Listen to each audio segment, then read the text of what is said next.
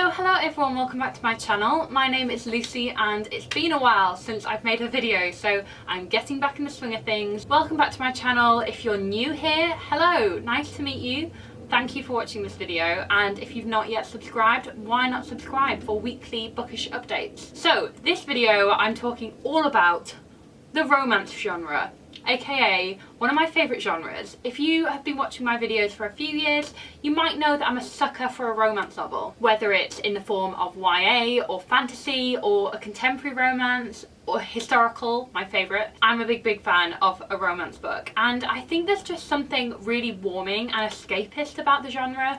I know it sometimes has a bit of a bad name. You hear romance and you think trashy romance novels, and I'm basically here to tell you now there is nothing trashy about romance novels, and we should just take the stigma out of reading romance, really. I'm a big fan, as you know. So in this video today, I want to give you my top 5 romance novel recommendations. So whether you're new to romance or whether you're an old hat, hopefully you'll find some books here that you're really wanting to dig into, and there's something here for everyone. So let's get started. My first recommendation is The Goddess, that is Lisa Kleypas. I have been ranting on about Lisa Kleypas all year. If you've been watching my videos at all this year, you'll probably have heard me mention Lisa Kleypas. She is basically a historical romance writer, and in my opinion, she is the best, or one of the best, because the books that she writes aren't only funny and adorable, but they're kind of rooted through with issues, and the characterization is awesome. So I couldn't possibly pick just one book of hers, so I'm recommending 2 whole series. The first is the Wallflowers series. So the Wallflowers series, as I think I've spoken about so many times on this channel already, it begins with a book called Secrets of a Summer Night, and it's basically about a group of girls who find themselves kind of like at the side of the ballroom each time they go to a ball. It's set in kind of like Victorian London, and basically these 4 girls kind of join together and create a pact that they'll help each other find a husband, because they are fed up of being the wallflowers, just kind of standing off to the side, and a lot of them have their own kind of reasons to want that financial security and that, you know, kind of stability of getting married. They might be poor, or they have pressures on them to get married. This series is so perfect. So basically each book takes each of the girls in turn and basically tells the story of how they meet their husbands. It sounds like superficial drivel. I promise you it's not. Each novel has so much wit and warmth, and the characters are so lovable and like just completely relatable. I adore each of these books in the Wallflower series so much. And then Lisa Kleypas's other series that I'm obsessed with is the Ravenel series. So I'll leave links to all of these down in the description box. But the Ravenel series is my personal favourite. So that one starts with a book called Cold Hearted Rake. Weird title, but incredible book. And like the Wallflower series, which takes each of the girls in turn, the Ravenel series takes kind of the story of each member of the Ravenel family. So it's kind of like each time you're back in the world with all these characters that you know and love, watching them kind of fall in love with people. It is great, I am not gonna lie. So Lisa Kleypas tends to release, I think, like 1 book a year, maybe more, and she's written so many books, so there's so many books to kind of like delve into by her. I just think her writing is so impeccable, and also it just brings you into that world. You can fall in love with it so quickly, and it's basically just hours and hours of escapism. It's wonderful. So I'll stop ranting on about Lisa Kleypas for the moment, and let me tell you my second recommendation if you're looking to get a bit more romance into your life, and it is Fangirl by Rainbow Rowell. So I wanted to pick a YA kind of contemporary romance novel. Now, this is my YA contemporary pick. I have just actually watched the film To All the Boys I've Loved Before, and I really wanted to feature the book in this video. However, I've not read the book yet, so I might do an update video to this when I read that series, which obviously I'll read it and love it.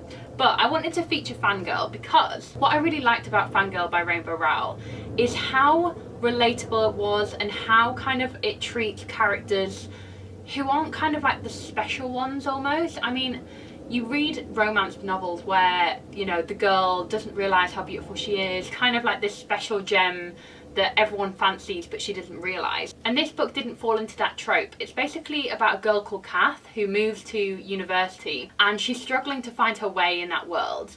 And she also writes fan fiction on the side, and she's obsessed with that fan fiction world. She kind of escapes into that. And I think it's just so relatable because it kind of really explores fan culture, but also how you can find romance through fan culture. I'm obsessed with this book. If you haven't read it, it's just a really, really sweet romance novel. And Rainbow Rowell does romance so well. She's like my queen of romance as well. You know, apart from Lisa Kleypas, obviously. But Rainbow Rowell writes romance really well, and if you've not yet read Fangirl, I'm not sure how, but if you haven't, definitely check this out. It's really sweet, really quirky, very funny, but definitely one to fall in love with. Now, my third recommendation takes us into Regency London. So not Victorian London this time, but Regency London. And this is The Governess Game by Tessa Dare. So this is the second novel in the Girl Meets Duke series. And these novels are kind of like loosely standalone. The first book in the series was called The Duchess Deal. I would wholeheartedly recommend that book if you've not read it yet. But The Governess Game is one that I've recently read and just fell in love with. It's out in September, so it's not out just yet, but it will be out very, very soon. And this follows a girl who accidentally becomes a governess. She basically needs the kind of job to survive. She's actually not a governess by trade or anything, but she ends up working as a governess for this guy called Chase Reynolds, and he has two kind of wards who he is looking after. So two children. They're not his children, but he's looking after them, and he needs all the help he can get, essentially. And our heroine previously meets the love interest in the first book in Hatchard's bookshop in London, so it's kind of got that lovely like historical layer as well, because Hatchard's is still there in London. It's one of my favourite bookshops, so there's that lovely trait. And she basically falls in love with him from that meeting, and then ends up being a governess in his house. And both characters are just so lovable. Tessa Dare's writing just completely takes you into that world, into that like romance, into the relationship, and it's just so readable. You can happily spend an afternoon under the duvet with a cup of tea and this book, and you will be happy, you will be content.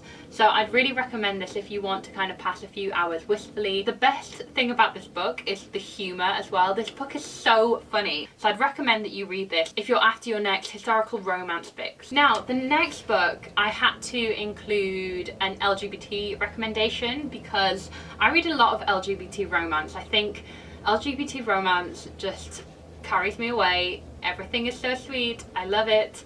This one is a bit different. This is a bit racy. If you don't like reading romance on the kind of more adult scale, then this might not be one for you, but it's also very historical at the same time.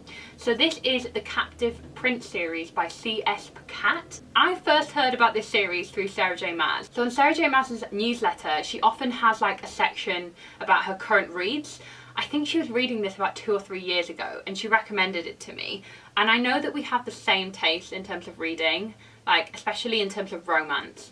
So I knew I'd love it. I just didn't expect to love it that much. This is a trilogy, so there's Captive Prince, which is the first one, Prince's Gambit, which is the second one, and then King's Rising, which is the third one. So this book is about 2 nations at war.